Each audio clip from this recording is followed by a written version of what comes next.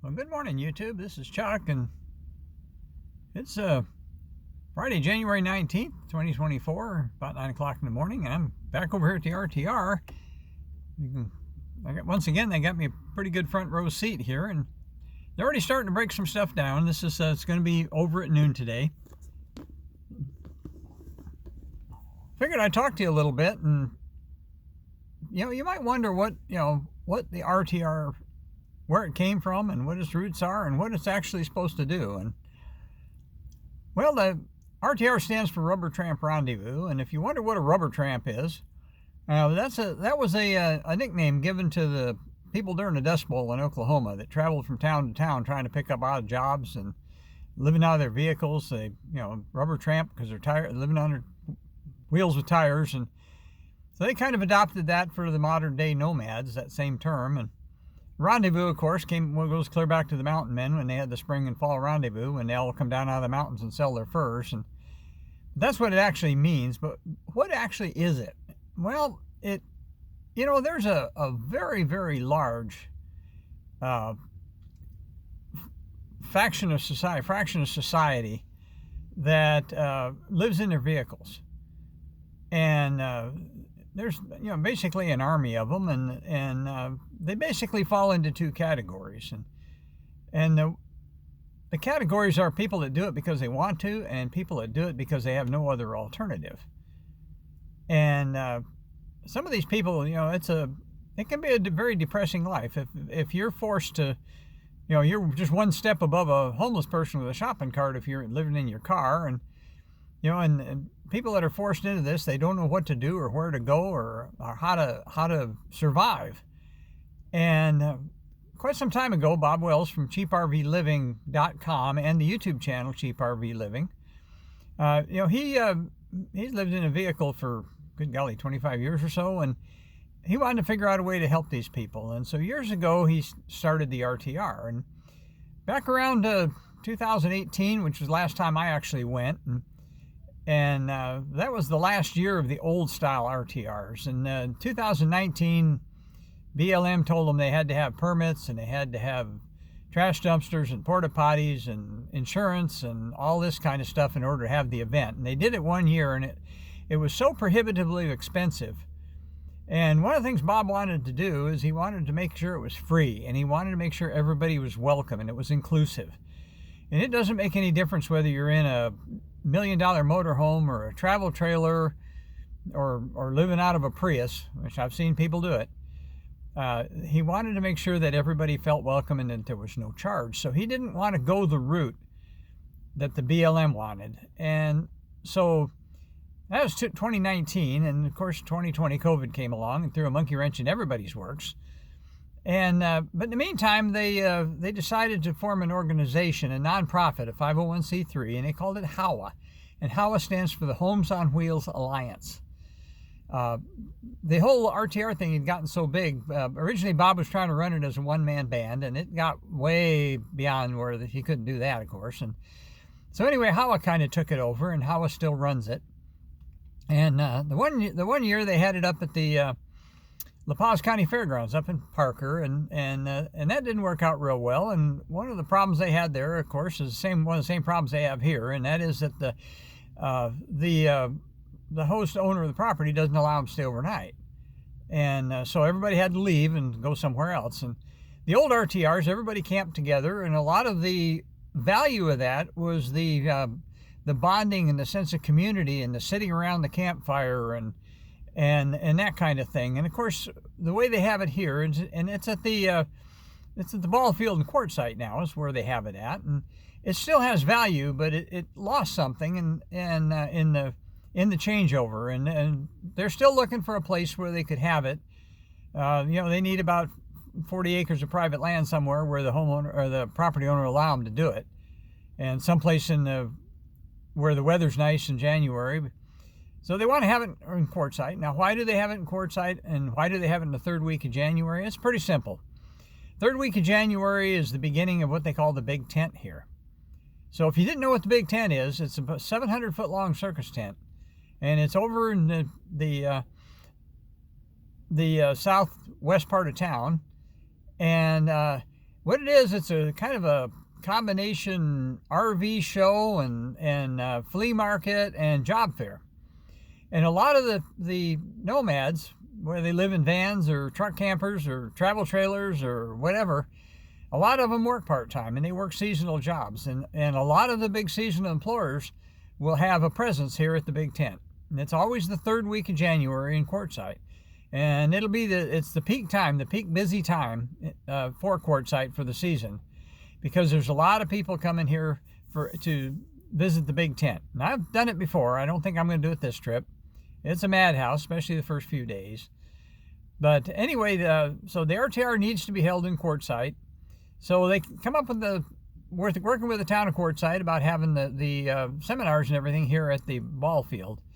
And it's okay. It's even yesterday when they were talking about it, I sat through what they had a session they called an AMA session, and AMA was Ask Me Anything, and they had some folks panelists sitting up on the stage, and the questions ranged all the way from questions about solar to questions about health insurance to questions about how to travel safely in Mexico. And there was a couple of people who had horror stories about what happened to them in Mexico.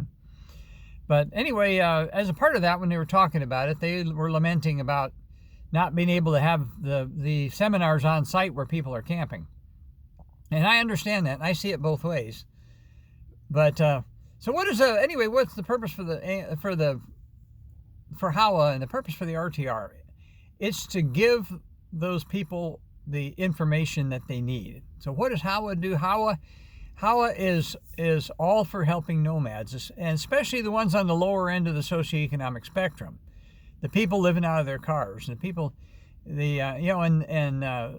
the seminars here basically tell you everything you need to know about how to survive on the road, what kind of vehicle, how to build out, what you need, where to park, how to find work, basically how to survive. They also have what they call caravans, where people get together and travel together, and you learn around the campfire. And that's one of the best ways to do that. And it's also a sense to build community among these people. These people need to know that they're not alone. Somebody that's just lost everything and trying to live out of their car, that can get pretty darn depressing. And I understand that totally. I'm in a whole different stratosphere of that, because I've got a home to go back to, but a lot of people don't. And I've said before, I don't think I'd like to live in my van full time as much as I love it. I think it'd get old pretty quick. But a good example of that, people that come to the RTR and why they put the RTR on, was just yesterday afternoon, and where I went to a couple of the seminars and took a chair and just sat out in the middle of the ball field out there. And I deliberately wore the hat I'm wearing now, my veteran hat, and I did that because it's a good conversation starter, and it worked yesterday for that. And so I had a guy sitting to my left, and I got talking to him, and it's his first time for an RTR, which is very common. And he's from Alabama, just retired, bought a Sprinter van, work van, old one, and just threw some stuff in it and figured out a way to sleep in it and hit the road. And this is his first trip. He's worked a 7-day week job for years and years and years, and he decided there had to be something more to life than working 7 days a week. And so anyway, so he decided to try to learn the ropes by coming to the RTR. Very pleasant guy, a little younger than me. And so he was learning as he goes. But on the other side of me, on my right side, was a young lady, and she was probably in her 20s and late 20s, and she's from Phoenix, and living out of her car, and literally this was her second day on the road. And she left a failed relationship, and apparently her boyfriend or husband or whatever it was had control of everything, and she felt the only way to do it was to get out of Dodge. And she decided, so she loaded up what she could in her car, and she came to the RTR to learn what it's all about.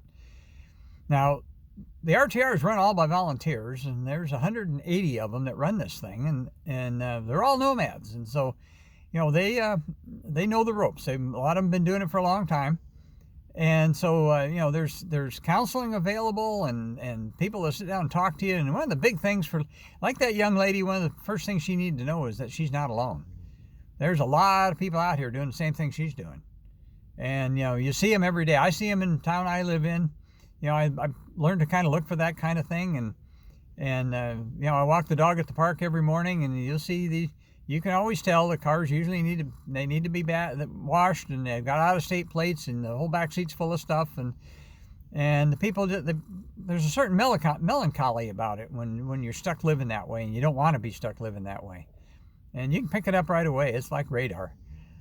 But and the other side of the spectrum, of course, is the people that are living the lifestyle because they want to. And they enjoy the freedom. They enjoy the, going to see something new every day. And my friend on the left side from Alabama, that's kind of what he was on. There's more to life than just working. And he had never been out here, and he wanted to see all that stuff. And so he's, so far he's enjoying it. I went and looked at his rig. He came and looked at mine and to get ideas. And, mine's a little different than it has to be because it's not a full-time rig, so I don't have to carry everything I own in it.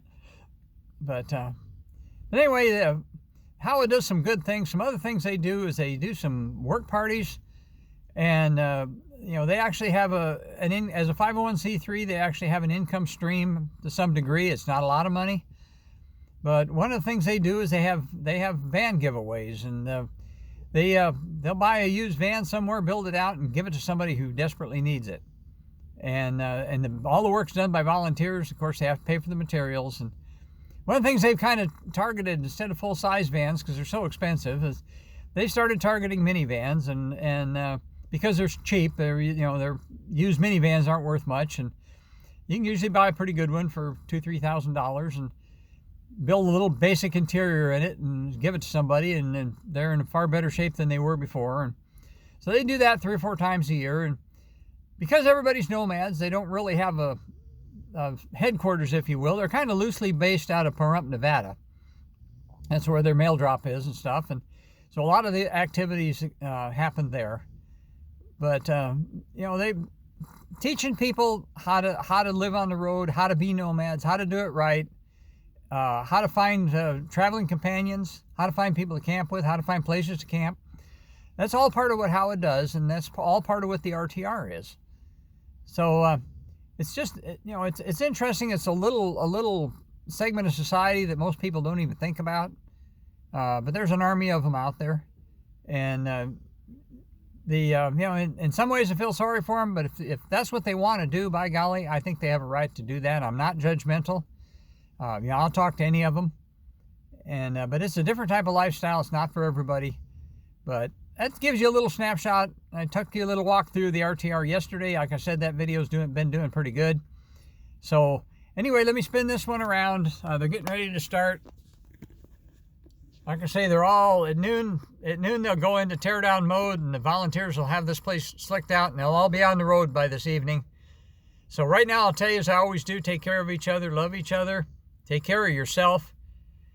Think kind thoughts about people that don't have as much as you do. And so there's a lot of people out there sleeping in their cars, don't know where they're going to spend the night. And so anyway, we'll get back to you again with a little bit more. I'm leaving out at noon today. I'm going to go out to the Schoolypalooza over in Ehrenberg. That's only about 15 miles west of here. And we'll bring you some stuff from there. So right now, I'll just tell you, peace out.